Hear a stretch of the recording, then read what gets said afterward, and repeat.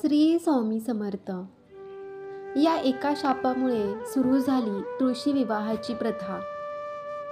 दिवाळी ही तुळशीच्या लग्नापर्यंत सुरूच असते असं म्हटलं जातं. तुळशीचं लग्न झालं की दिवाळी संपते.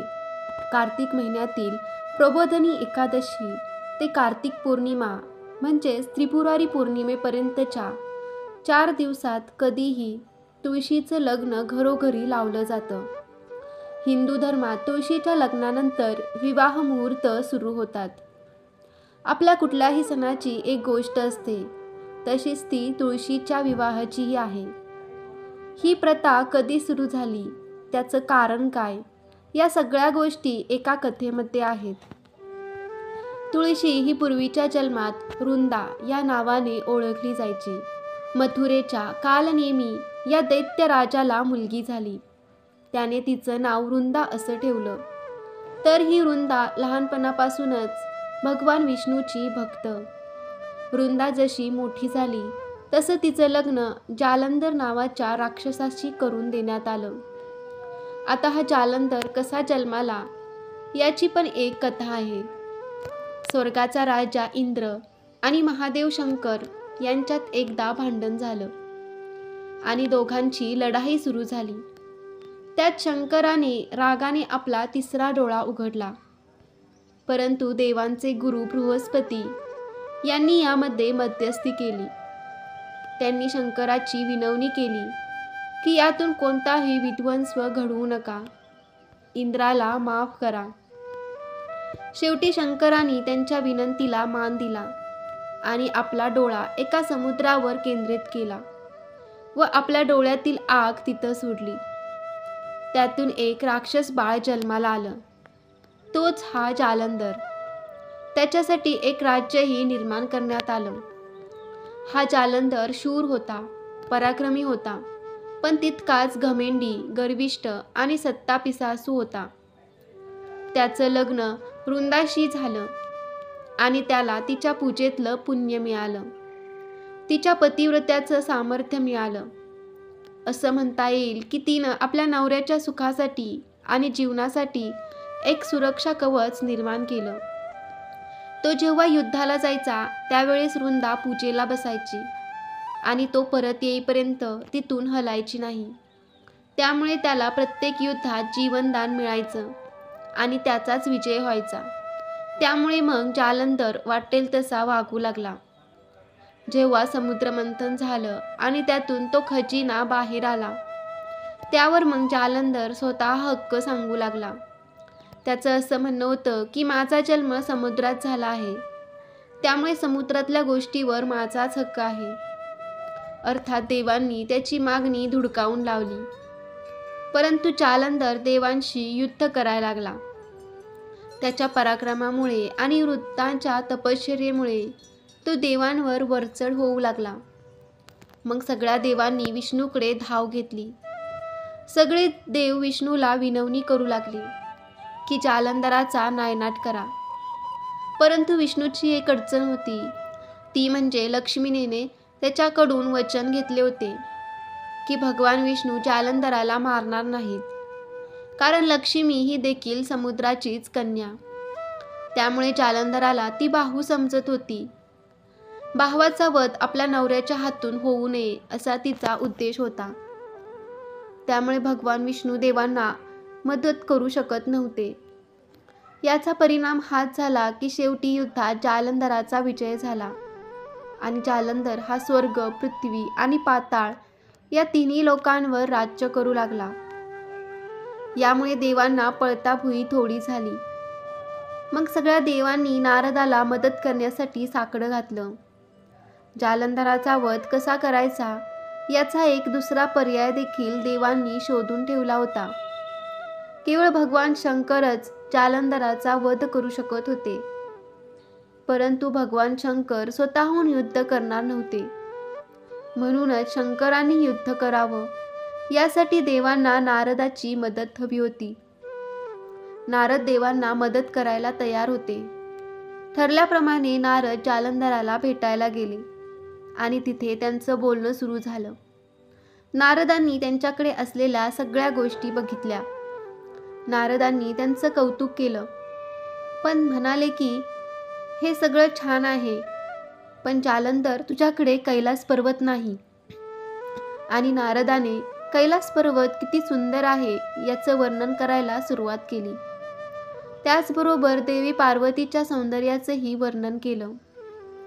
नारदाचं हे सगळं बोलणं ऐकून घमेंडी जालंधराला वाटायला लागलं, जगातल्या सगळ्या चांगल्या गोष्टी आपल्याकडेच असाव्यात. कैलास आपल्याकडे असावा आणि पार्वती ही आपली व्हावी. आणि मग हव्यासापोटी जालंधर कैलास पर्वतावर चालून गेला. तो युद्धाला आला म्हणून भगवान शंकरांनी देखील युद्ध चालू केलं.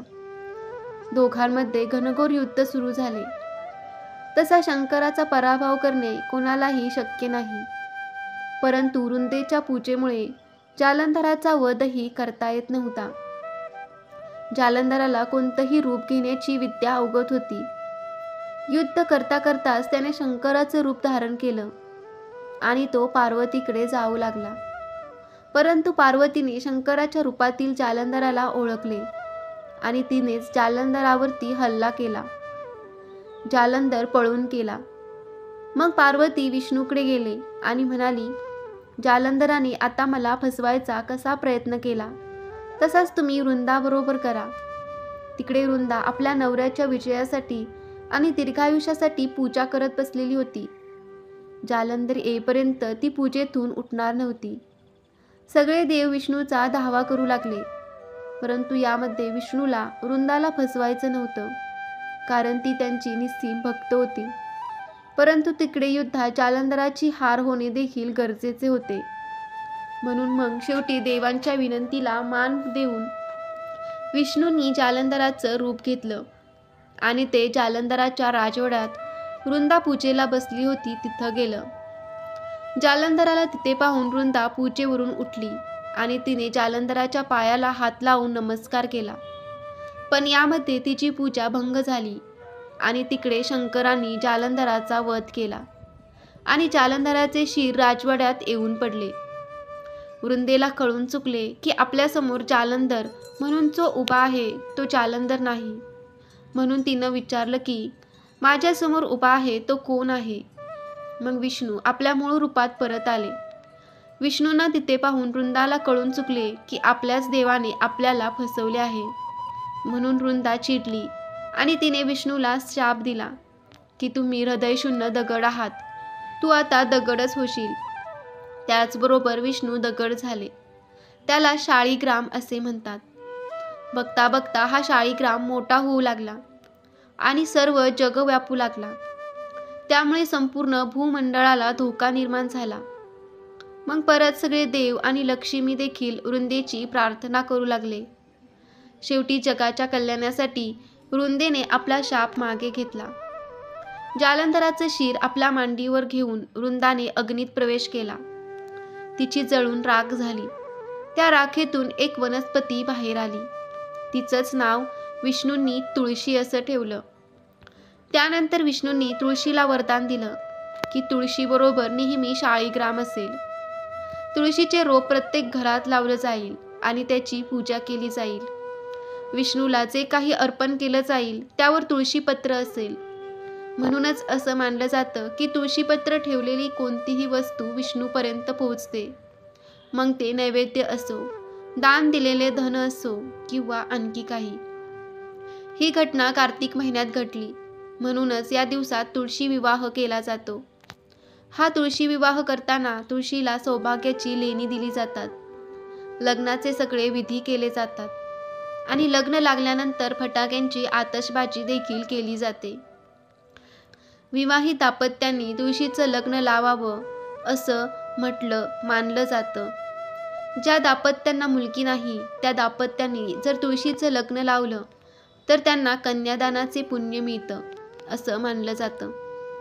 आता ही कथा आणि प्रथा जर पाहिली तर काहींना हा पुराणातला फोलपणा आहे असेही वाटेल. वृंदा जर इतकी नवऱ्याच्या सुखासाठी झटत होती तर आपल्या नवऱ्याने चांगलं काम करावं यासाठी तिने का प्रयत्न केले नाहीत असेही वाटू शकते. किंवा काहींना देवांच्या गोष्टीत स्त्रीला दुय्यम स्थान आहे असंही वाटू शकतं. पण या सगळ्या गोष्टी बाजूला ठेवून जर आपण विचार केला तर आपल्या लक्षात येईल की बहुगुणी तुळशीचे औषधी गुणधर्म माहीत झाल्यामुळेच आपल्या पूर्वजांनी तुळस घराघरात असावी असा विचार केला असावा. परंतु ही औषधी वनस्पती आहे आणि घरात लावावी असं सांगितलं तर लोक लावतील याची खात्री नाही. यामागे काही धार्मिक अधिष्ठान लावलं की ते मात्र पाळलं जातं. हे लक्षात आल्यामुळेच अशा प्रकारे तुळशीचं महत्त्व जपलं गेलं असावं. या सगळ्यांमध्ये एक गोष्ट मात्र छान वाटते की भारतीय संस्कृतीत आपल्या रोजच्या जीवनात येणाऱ्या प्रत्येक गोष्टीबद्दल आदर व्यक्त केला जातो. आपल्या सभोवतालच्या पर्यावरणाचाही विचार केला जातो. वटपौर्णिमेला वडाची पूजा होते, पोळ्याला बैलाची पूजा होते, तुळशी विवाहाला तुळशीची पूजा करतात. आपल्या आनंदात आपले सण उत्सव साजरा करण्यात आपण आपल्या पर्यावरणाचाही समावेश करतो. याचे आभारही मानतो असं म्हणायला हरकत नाही. श्री स्वामी समर्थ. जय जय स्वामी समर्थ. श्री गुरुदेव दत्त. तुम्हाला ही माहिती कथा कशी वाटली कमेंट करून नक्की कळवा. आवडले असेल तर जास्तीत जास्त शेअर करा आणि आपल्या कृपादृष्टी या चॅनेलला सबस्क्राईब करा. धन्यवाद.